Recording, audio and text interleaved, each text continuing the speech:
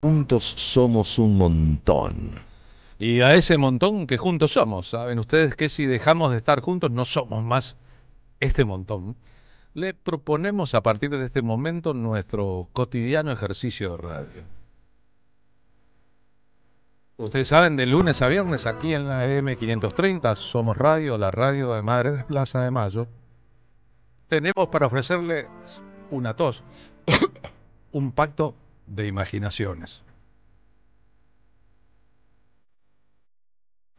Al fin y al cabo, Ebe Bonafini solía decir que la radio es un asunto que funciona en los teatros de la mente. Así que pensamos que si ustedes y nosotros combinamos nuestras respectivas imaginaciones, un programa de radio puede convertirse en una experiencia, algo así como un viaje.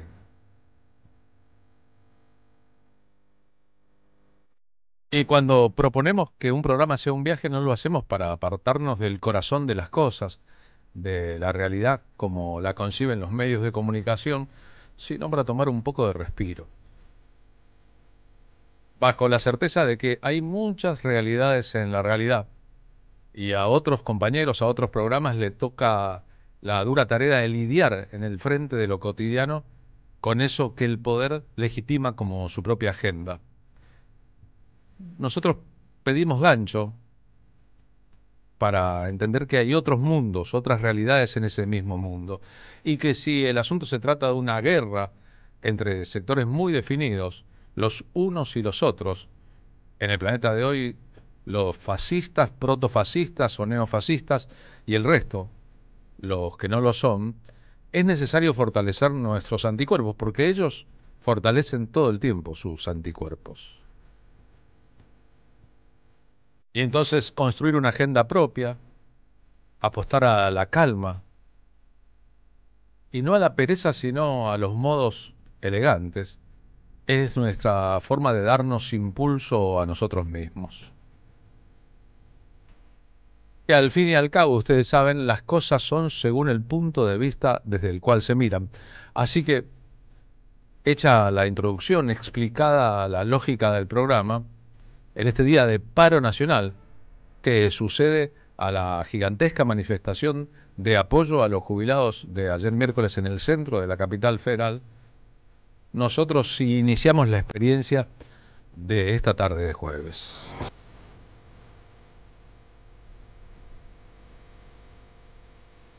Hoy en la Argentina, hoy 10 de abril, es el Día del Investigador y de la Investigadora Científica.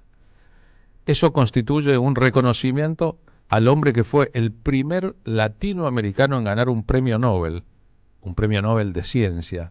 Ese premio Nobel fue a parar al doctor Bernardo Hussey en 1947, en los años del primer peronismo, por una serie de investigaciones que quedaron en la historia.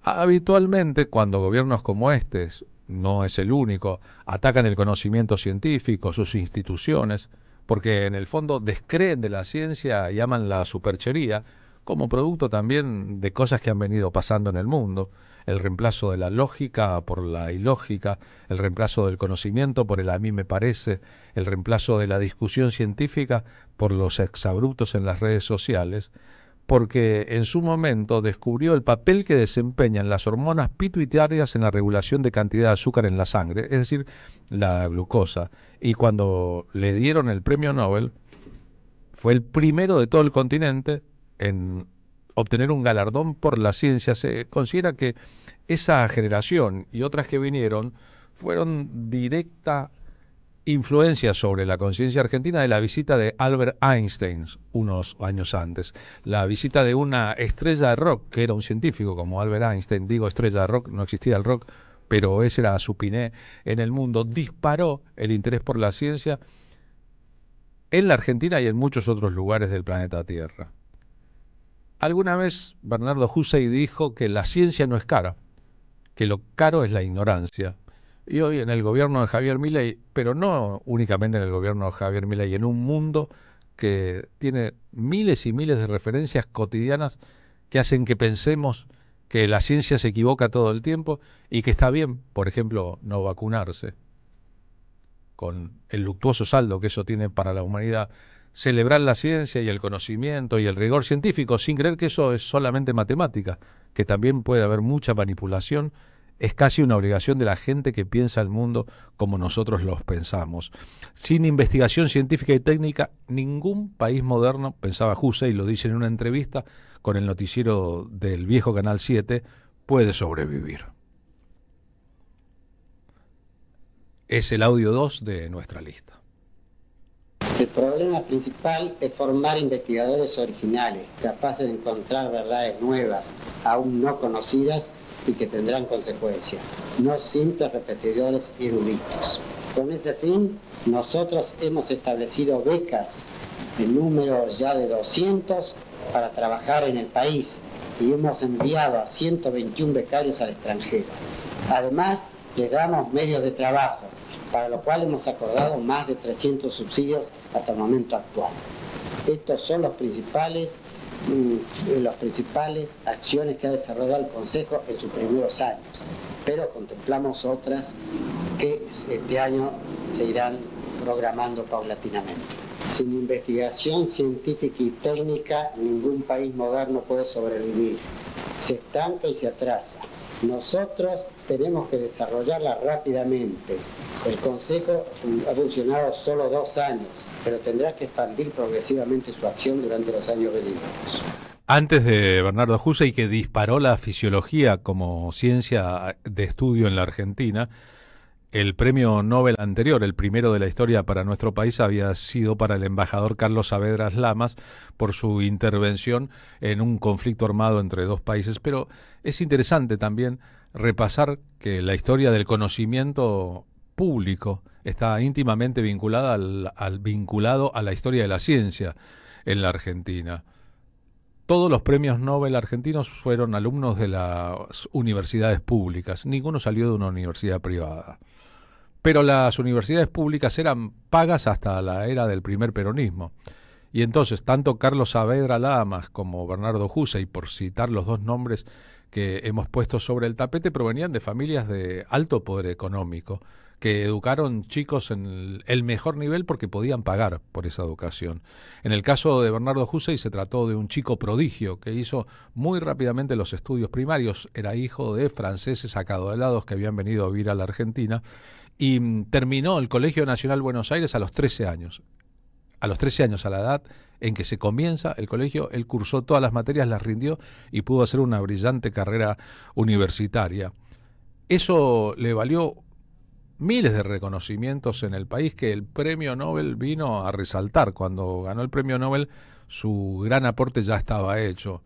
Pero si pensamos ahora en la distopía de un gobierno que cree más en los horóscopos que en las vacunas, un gobierno que cree más en el tarot que en la tabla del 9, es importante subrayar que cuando gobiernan especímenes como los mencionados u otros en el mundo, no solo es el desarrollo de la ciencia, la investigación, el desarrollo tecnológico que hoy necesita cualquier nación independiente el que se pone en peligro, sino la propia subsistencia de la nación como nación. Porque si alguien para tomar decisiones en la política va a consultar el horóscopo, o si alguien elabora a través del tarot sus políticas de gobierno, la apuesta a la magia por sobre la realidad es tan evidente. Todos sabemos que la magia no existe, que son trucos, que el problema lo tienen aquellos que terminaron votando, tal vez por el imperio de la superchería sobre la razón, lo que se votó. Hussey, como está claro, estaba en las antípodas de eso. La carrera de investigador científico existe en todos los grandes países del mundo y es absolutamente indispensable. Sin ella, los jóvenes se encuentran cortados en su carrera en cualquier momento. Por otra parte, vinculado con esto, debo mencionar que en este momento los sueldos de los investigadores científicos del país han quedado tan bajos que se está produciendo una enorme migración. Se calcula que hay unos 5.000 profesionales que han ido ya a trabajar al exterior, Estados Unidos, Venezuela y otros países. No podemos seguir perdiendo hombres que se han tardado años en prepararse y que son los más capaces. Por su enorme difusión La prensa y la televisión llegan a la masa de la población rápidamente. Tienen, por lo tanto, el deber de constituirse en medios de educación popular sana. Para ello, deben dar información precisa y exacta. Es necesario que todos los adelantos científicos sean conocidos por la masa de la población y que sepa sus consecuencias, que por lo tanto se interese en el adelanto de la ciencia. Hay que pensar que la plaza que está enfrente de la Facultad de Medicina lleva el nombre de Bernardo Husey, aunque vaya el protocolo de esta era en la ciudad de Buenos Aires, una parte de su lógica comercial ha sido privatizada. Bernardo Husey se recibió a los 23 años en la Universidad de Buenos Aires, había sido un chico y un alumno brillante, su tesis mereció un diploma de honor y empezó a trabajar en lo público. Primero hizo su práctica clínica en el Hospital Marcelo Torcuato de Alvear, después sería jefe de clínica de ese hospital. Desde 1915 a 1919 trabajó en el Instituto Bacteriológico Nacional, hoy sería el Malbrán. Después trabajó en el Instituto de Fisiología de la Facultad de Medicina de la Universidad de Buenos Aires, que fundó y lo dirigió desde el 43 hasta el golpe de Estado en 1955. Como vemos, se cruzan un montón de coordenadas. Como premios académicos los tuvo todo, no solo en la Argentina, sino en el mundo. Por ejemplo, tuvo un premio de la Academia Nacional de Ciencias de los Estados Unidos y otro de la Real Society de Inglaterra. Cuando ganó, decíamos, el premio Nobel, su obra ya estaba, pero venía a premiar no solo la decisión del Comité de Suecia a una personalidad que siempre se otorga a un ser humano, sino también un área, el de la investigación científica, que en la Argentina había crecido y crecido y crecido, y que depararía luego nuevos éxitos si los premios Nobel pueden ser considerados como tal y no un apoyo a la difusión del pensamiento científico versus el pensamiento no científico, que como se verá abunda. Pobre una patria, canta Mercedes Sosa, que no entiende estas coordenadas, y para lo cual terminará dando lo mismo el que labura noche y día como un buey, que el que vive de las minas, que el que mata, que el que roba o está fuera de la ley.